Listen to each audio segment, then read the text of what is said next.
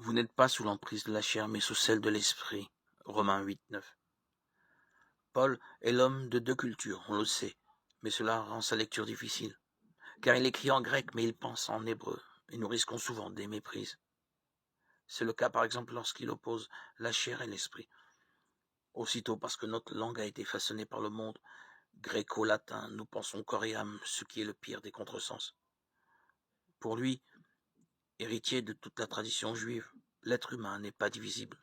Lorsqu'il oppose la chair à l'esprit, il n'envisage pas de composants différents de l'être humain, mais de manière de vivre, de se comporter. Est-ce l'Esprit Saint qui guide notre conduite?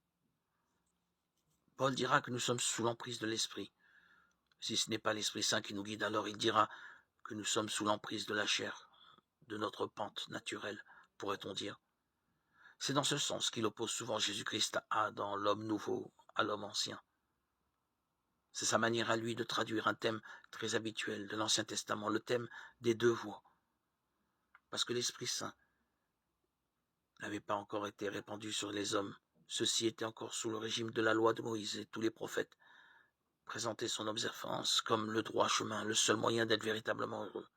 Vois, je mets aujourd'hui devant toi ou bien la vie et le bonheur, ou bien la mort et le malheur, disait Moïse, Deutéronome 30:15. Désormais l'Esprit Saint habite en nous. Le chrétien ne vit pas une autre vie que la vie ordinaire, il vit autrement la vie ordinaire.